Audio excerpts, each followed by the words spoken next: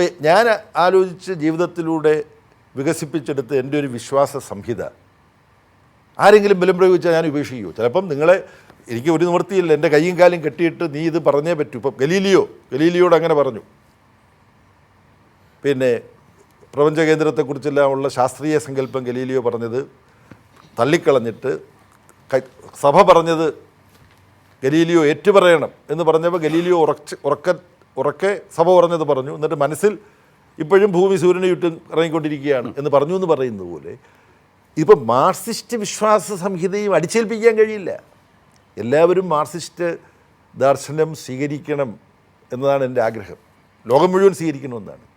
പക്ഷേ ഒരാളെങ്കിലും അതിനെ വിമർശിക്കാനുണ്ടെങ്കിൽ അങ്ങനെ ഒരാൾക്ക് വിമർശിക്കാനുള്ള അവകാശവും കൊടുക്കണം.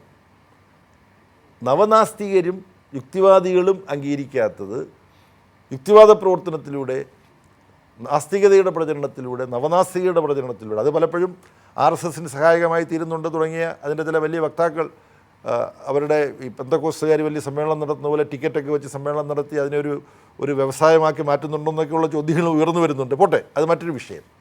പക്ഷെ ഒരു തരത്തിലുള്ള വിശ്വാസവും ബലപ്രയോഗത്തിലൂടെ ഒരാളിൽ പ്രാബല്യത്തിലാക്കാൻ കഴിയില്ല, ഒരു സമൂഹത്തിലും പ്രാബല്യത്തിലാക്കാൻ കഴിയില്ല.